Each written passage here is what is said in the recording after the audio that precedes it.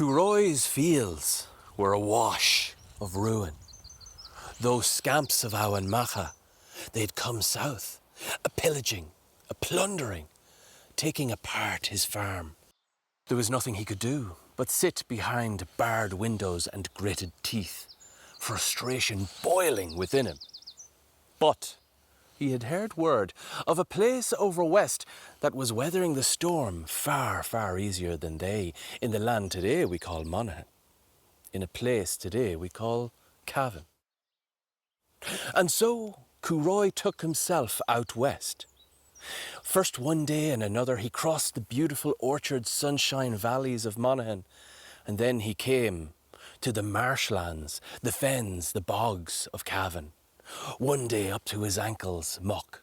A second day up to his knees, muck. A third day up to his waist, muck, before he came to the town of Cavan. The people, well, they looked at him strange. He was cleaner than usual.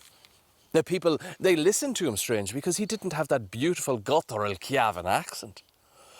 But the people did welcome him. They saw someone in need, someone that needed their advice.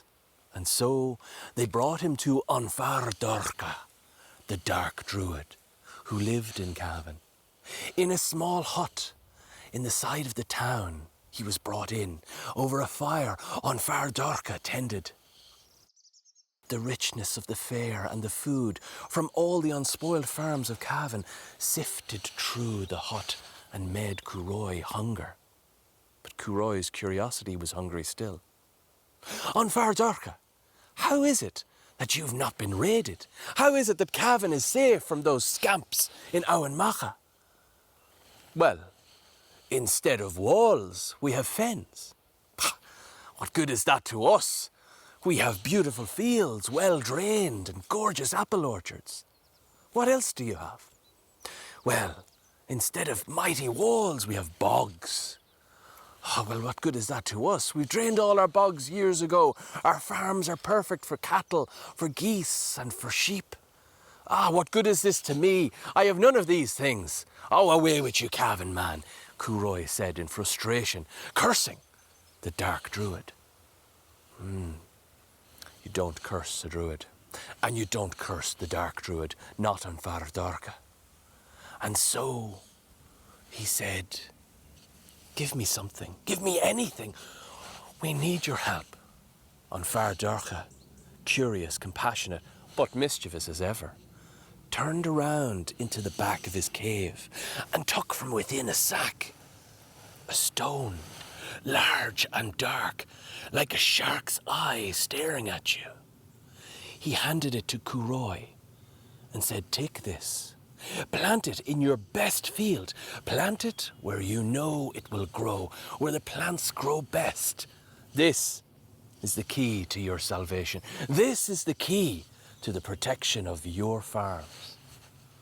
Curoy, frustrated, thought Cavan mischief played on a Monaghan man. That's the start of it now. Well, he took the black eye out. He hefted it over his shoulder and began his long and fruitless walk home to Monaghan. It was so heavy that it burdened him, held him down. First, one day he crossed and the muck was up to his knees. The second day, the muck was up to his waist. The third day, the muck was up to his neck, wading through the Cavan swamps until eventually he crawled clean out onto Monaghan fields. Beautiful, clean and green orchards and fields. Curoy took that egg home. It was something in his heart that told him to do it. And he took the instructions the black druid had given him, that dark man and his dark words. He planted it, half in the soil, half speaking to the air. And there, all summer, he watered it, as he would a plant. And all that summer, people came and said, what are you doing, Curoy? What are you doing? But Curoy kept to the mischief, kept to the superstition, kept to the instructions, and he kept watering. Autumn came, the second instruction. Winds howled, huge storms hit. The rain fell like bullets on the ground, and he covered it, cast his cloak over it and looked after that dark egg. The people laughed at him, brought him food, for now he was hungry. His crops had not grown. The dark egg had absorbed every fertile ounce of soil in his farm. The third season came, winter. Cold winter it was that year. Snow fell, frost cracked, and ice bit the marrow of Curroy as he cowered over the egg and sang gentle songs into that egg. Time passed, as time does, year on year. The cycle turns. Curroy came to spring. Looked down on the egg, looked down on the dead earth all around it. He said, "What have I done? Nothing has come from this. Those scamps from Owen Machel will be coming to raid soon, and there's absolutely nothing. What have I done? No food, no protection. This has just been the mischief of a Cavan man on a Monaghan man. This has just been a curse." So on Curroy lifted a sledge, took a step back, looked upon the egg, and with a sledgehammer hit once, hit twice, and it cracked open. A dark mist came out. Curroy fell back, choking, coughing. The mist erupted into a huge fog, dark, tempestuous, venomous, full of vitriol and anger and howling. Curroy fell back as two huge serpents erupted from the egg. Massive, huge necks, faces like a boar, tusks like a rhino's horn. Each of them maddened, crazed, looking down on Curroy. Curroy looked up and said, "No, don't." And in recognizing the voice that had sung to them, they stayed their wrath and looked. But two huge sledge dents remained in each of their heads. They had been maddened, enraged, hurt, pained. One tore off east to the sea, its tusks digging up the earth as it went, its serpentine body snaking through the soil. Another tore the other direction to the ocean, it likewise tearing up everything, boulders, towns, mountains tossed aside. The two serpents made their way to the sea, and their anger, fiery and enraged, was finally doused. Curroy fell back onto his knees and said, "What have I done?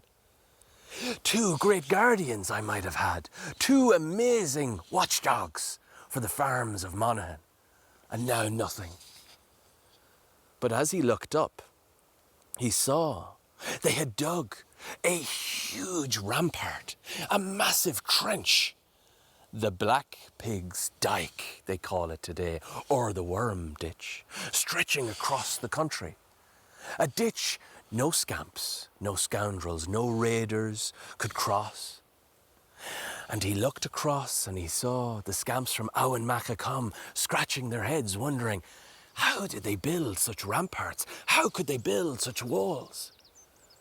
And he knew that he would grow in peace, in the sunshine and the beauty and the protection of the Black Pig's Dyke. So for many years to come, many decades, many centuries, even millennia, though Cavan men and Cavan women and Monaghan men and Monaghan women may vie against each other in things like football or mischief, from north or south, east or west, when trouble comes, we border folk, we look after our own, and we look after each other.